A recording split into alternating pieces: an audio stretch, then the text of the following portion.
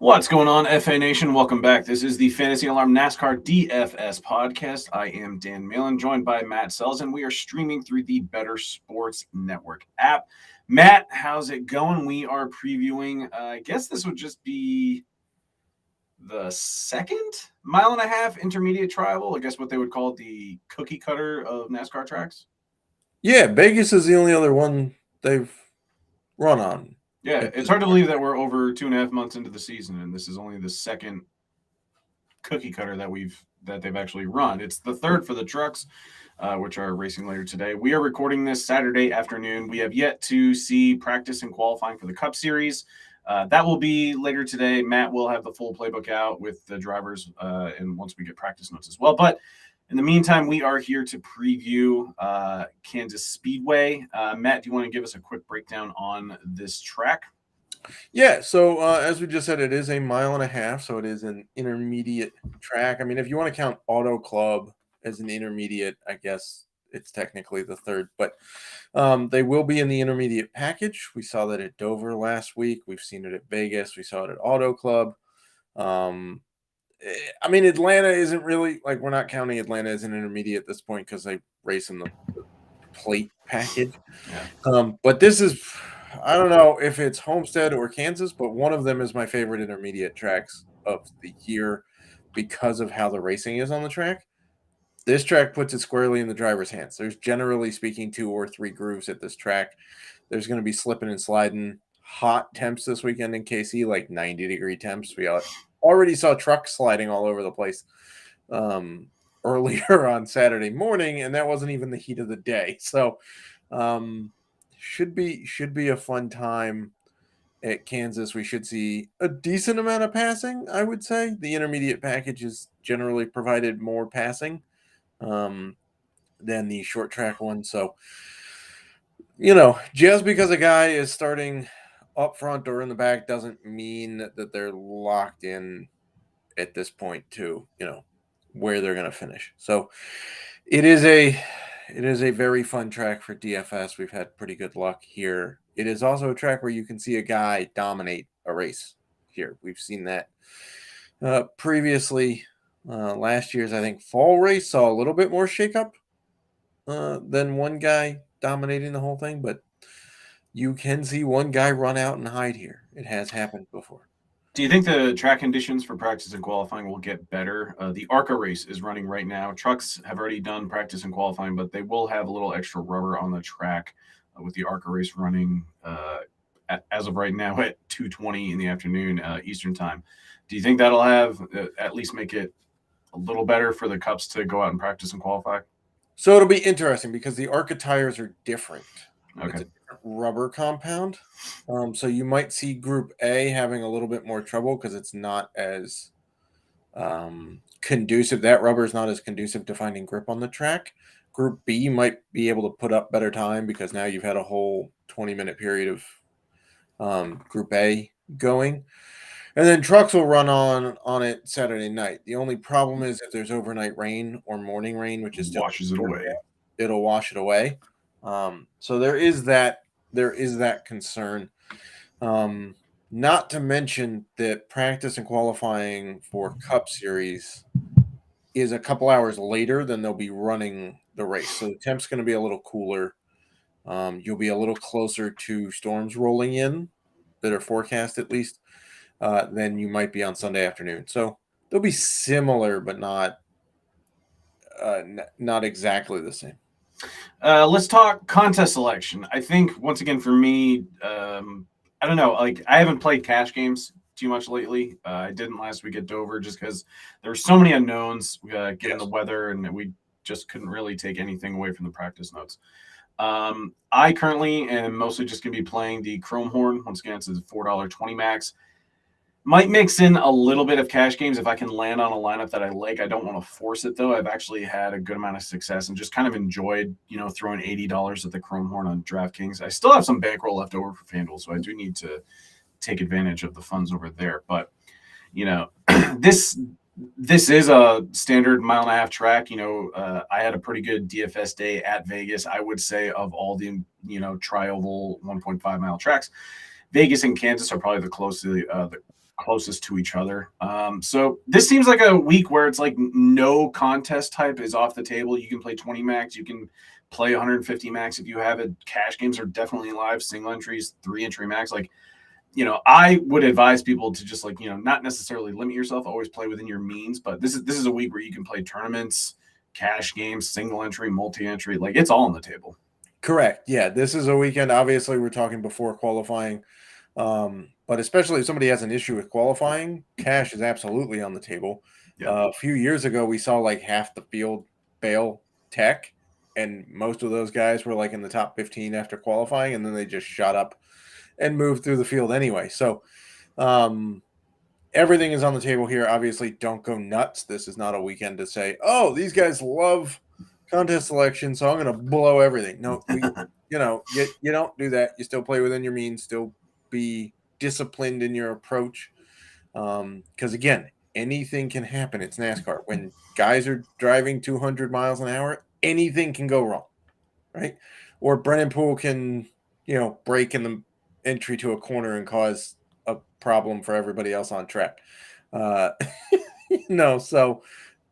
I would still play within the means, but yeah, every contest is viable this week. When we look at the 2 races at Kansas last year, they were won by 23XI Racing, with Kurt Busch winning the spring race, Bubba Wallace winning the fall race, which was, kind of a good moment for him to kind of silence all the naysayers and people that were doubting his previous Talladega win. Do you expect 23XI, maybe even the Toyotas in general with JGR, do you expect them to be very competitive this week? Martin Truex Jr. is coming off his first win in over a year and a half. So he's got a little bit of momentum, but this has also been a track where Denny's been very good as well. Christopher Bell, I think, got his first career Xfinity Series win at Kansas.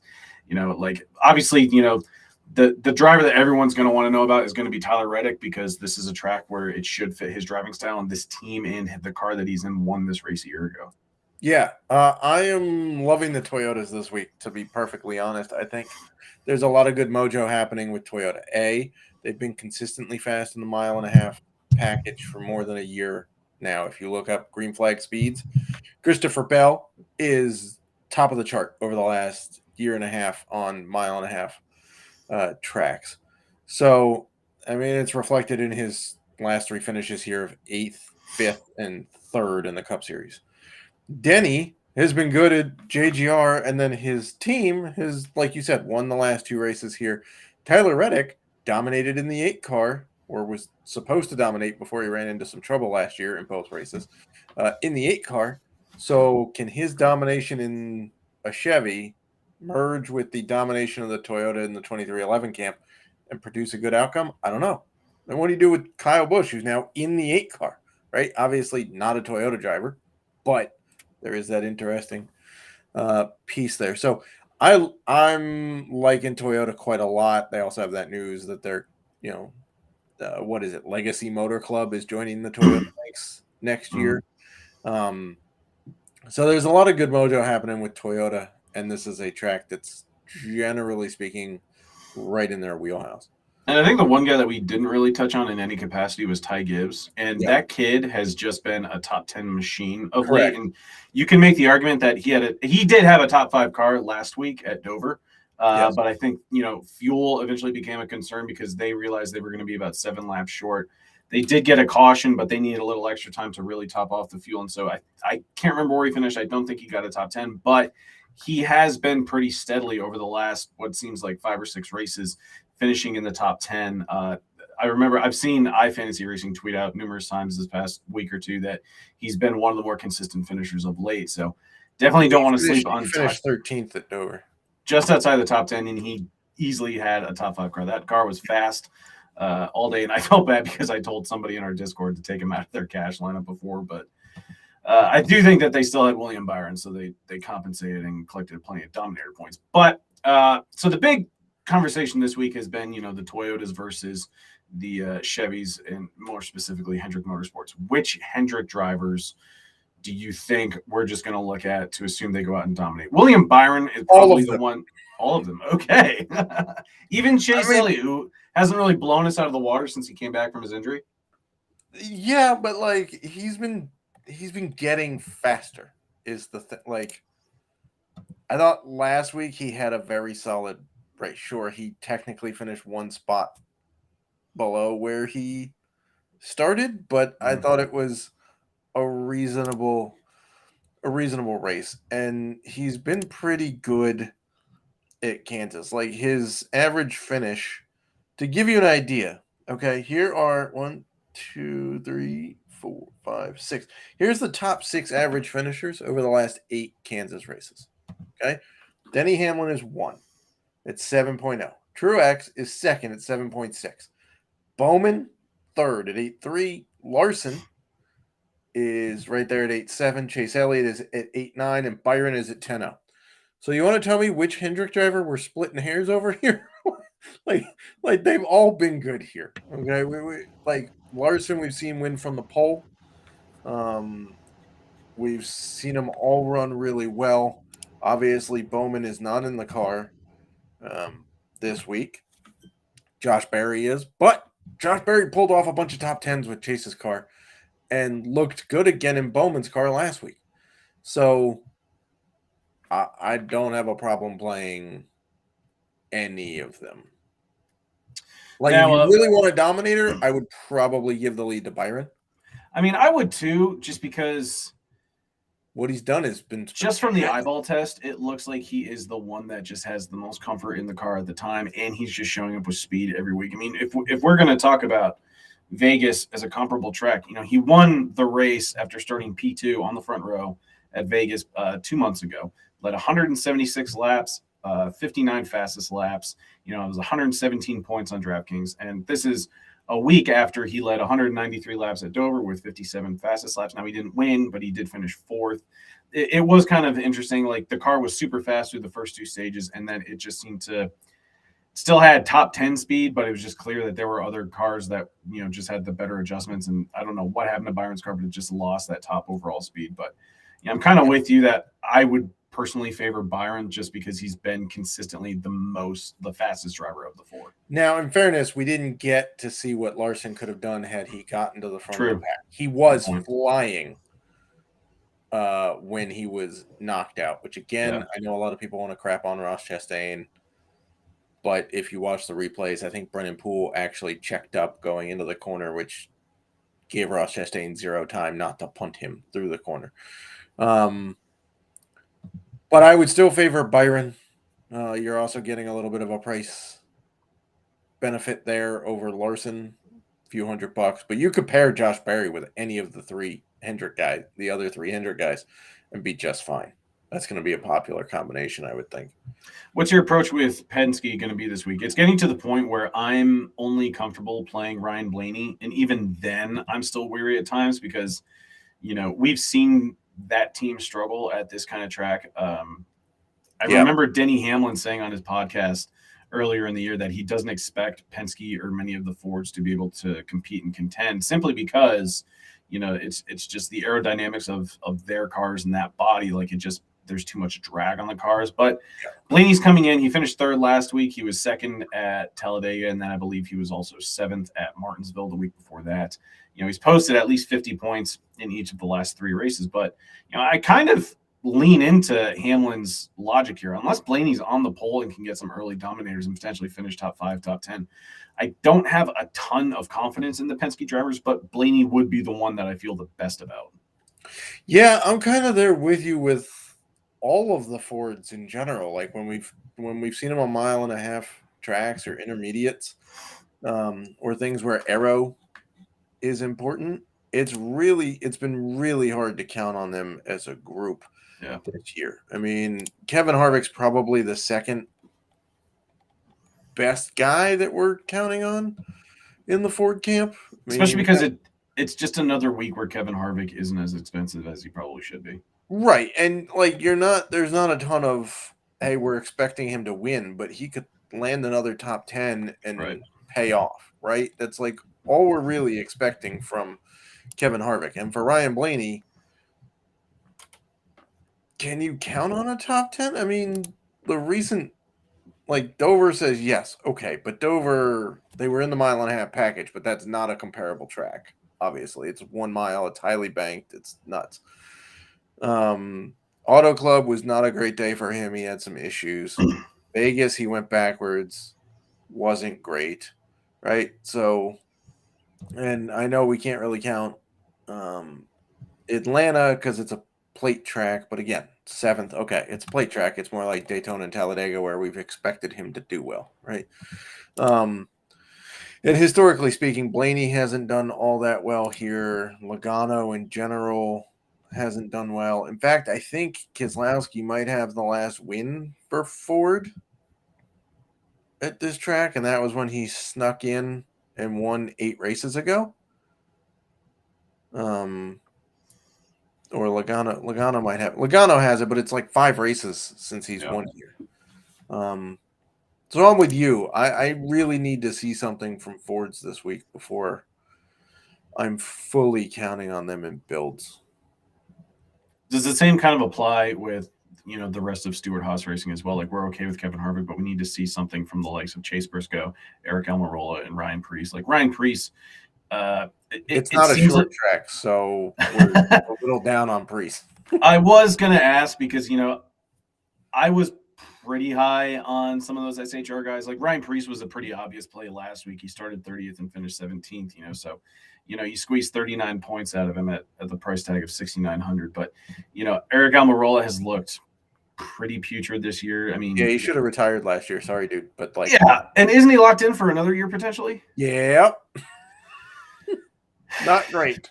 I mean, I also really want to try and get back on the Chase Briscoe horse because he didn't have a terrible month of April, although he finished 30th at Dover. But again, it's just so hard given that this is a track where the Fords have not performed well, and so really the 2 Fords that I think we're in agreement are just you can feel okay about Blaney and Harvick, but the upside lies with JGR, 23XI, and probably Hendrick.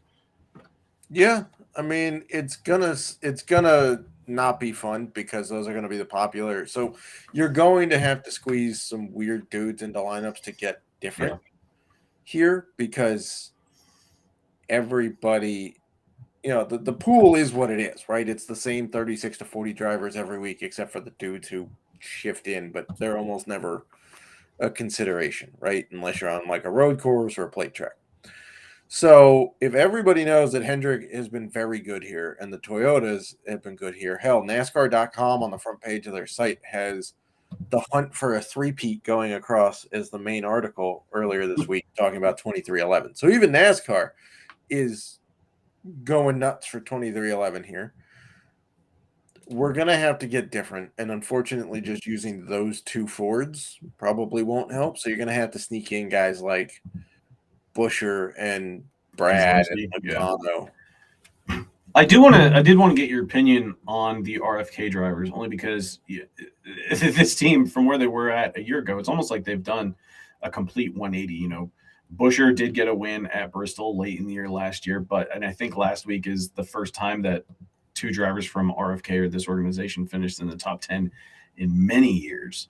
But there is speed with these cars, but they are Fords.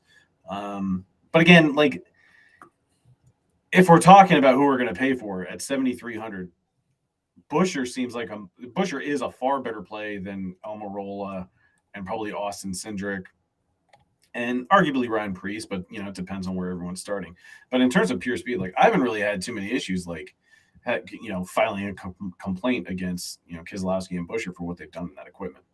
Yeah, I think you may actually find some value in that range with Keselowski and Buescher, given the fact that on DK you have Logano at 8,400, Keselowski at 82. Suarez might be intriguing at $8,000. Ty Gibbs, that we already talked about, 7,800. Josh Berry is 7,700. So people trying to get cheap Hendrick guys are going to be all over Josh Berry, right? Briscoe, 75. I think more people probably play Buescher than Briscoe. Preece is 72. Stenhouse is intriguing at $7,000. And somehow, when you least expect it, Austin Dillon usually shows up at one intermediate track a year. Like when he won Texas. Yeah, I don't know. Austin Dillon usually, when you least expect it, and you're like, he hasn't historically done well here. But maybe he already did that at Auto Club when he finished ninth. Right. I don't know, because at Vegas he didn't look very good. No. So we'll see. But there's definitely some intriguing value, and the value tier is really going to be where you're going to differentiate yourself. You're going to have to hit on that budget guy. Sadly, because of the nature of this race and what we kind of know what to expect at this type of track, it seems like we kind of know who the value plays are going to be. Like I'll be going to Haley, I'm assuming. He's 5,800. I don't think that the car has speed every week. Last week was a pretty disappointing performance because I remember early in stage one, he got into like the top 16 and looked fast.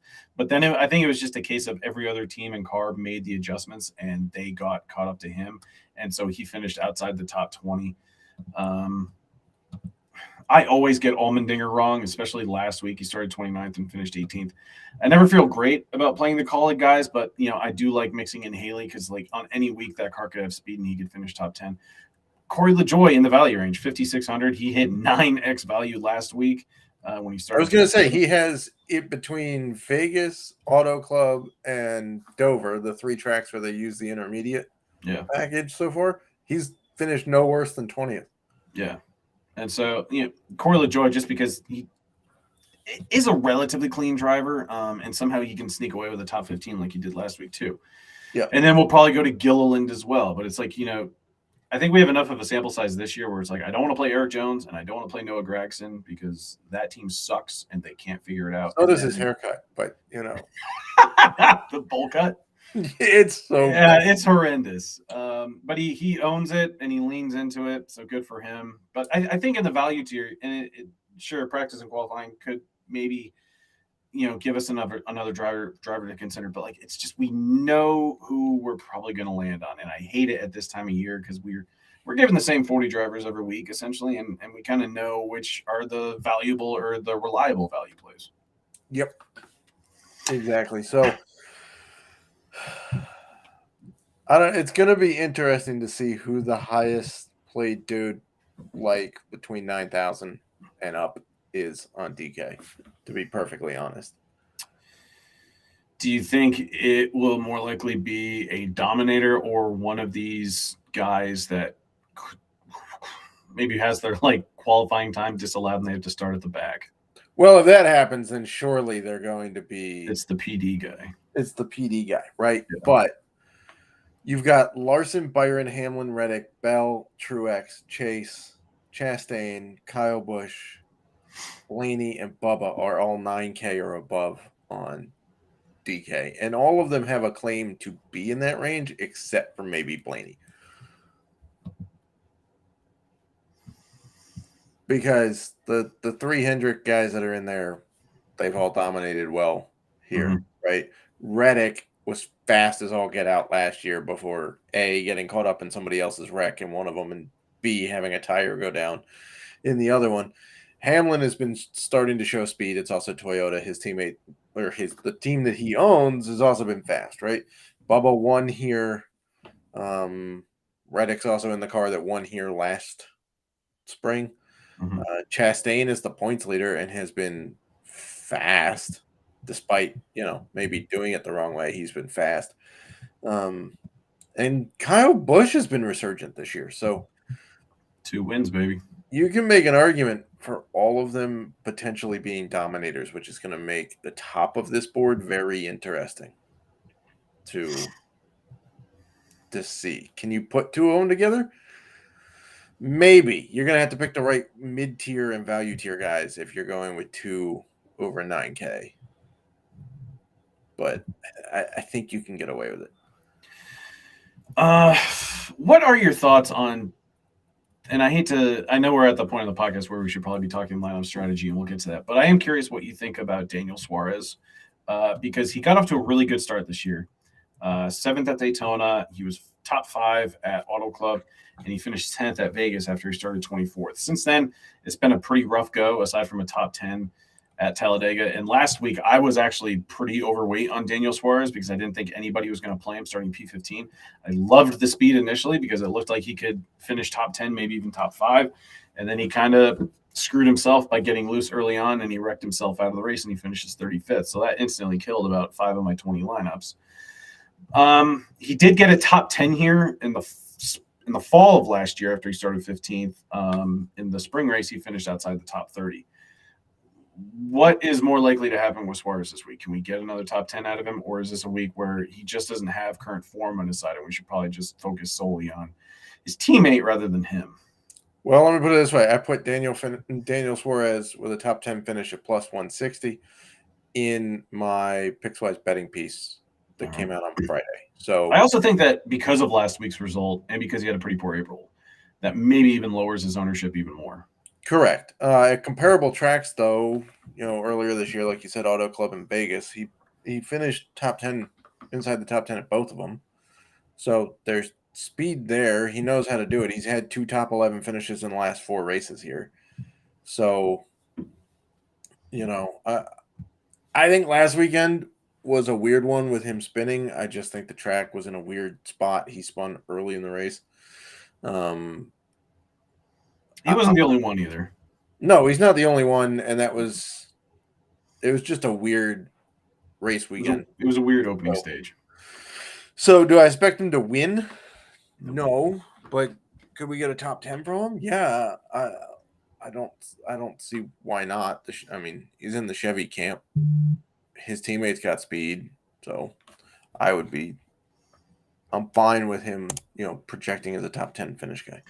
What is lineup construction going to look like this week? Is it mostly going to be a 2-dominator build, mix in a couple solo dominators as well? We've seen that happen before, although I've been less inclined to go with solo dominator builds. Yeah, we haven't seen that very much in the next gen era. We've seen more so. Remember those days when Brad Keselowski and Martin Truex could lead 450 laps at Martinsville? Yeah, that hasn't happened, right? Yeah, we probably don't get it in this car. No. There's 267 laps in the race on Sunday. I would expect one guy to maybe lead 100, and then a couple others in the 50 lap, 50 to 70 lap range or so. That's pretty much what we saw. I don't think anybody cracked leading 100 laps last year. I think the most we saw in one race was 90 something last year at Kansas. So, yes, Byron has gone out. Now, if you're going to build a solo dominator, I think one of the Hendrick guys can go out and flat out dominate the race. Like we saw Byron do it twice so far this year. But I'm probably going, if I'm building 10 lineups, I'm going to have 6 or 7 be 2 dominators and the other ones be solo dominators, knowing that if you miss on a solo dominator, you're going to be dead in the water. No chance at like a 3 dominator build, or do you just not think it's viable? I don't think it's like, if you're talking about 267 laps and you're talking about 3 dominators, it's like 80 something laps a guy. Yeah. Which makes a difference, but it's not like if you miss on one of the dudes leading 80 laps, it's not going to kill you. If you miss on a guy leading 150, you're not winning a tournament. You may still hit the money line, but everything else has to go right for you. So, in this case, by the way, over the last 10 races at Kansas, 80% of the winners have come from the top 10. So if you're looking to have the winner in your lineup, they've come from the top 10 starting spots 3 races ago. Larson came from the pole to win. One of the guys that didn't win in the top 10 started 13th. So it's not like they were terribly far back. The other one was 23rd, but that was the infamous race in which basically they took the top 20 and flipped them because everybody failed tech inspection. Oh, that's right. Right? Like if you look at that one, basically the entire top 10 started outside the top 20 in that race. So that one's kind of an outlier. Typically speaking, there's not a ton of cautions here, but if it's going to be slick, we'll see more. We could see some tire issues because heat builds up in the tires. Could see that. So it's not going to be pure chaos, but we are going probably 2 dominators and the rest some PD plays. All right. Well, Matt, that was a pretty solid Kansas preview for this weekend's action. Best of luck to you this week, and best of luck to the FA Nation. Best of luck, FA Nation.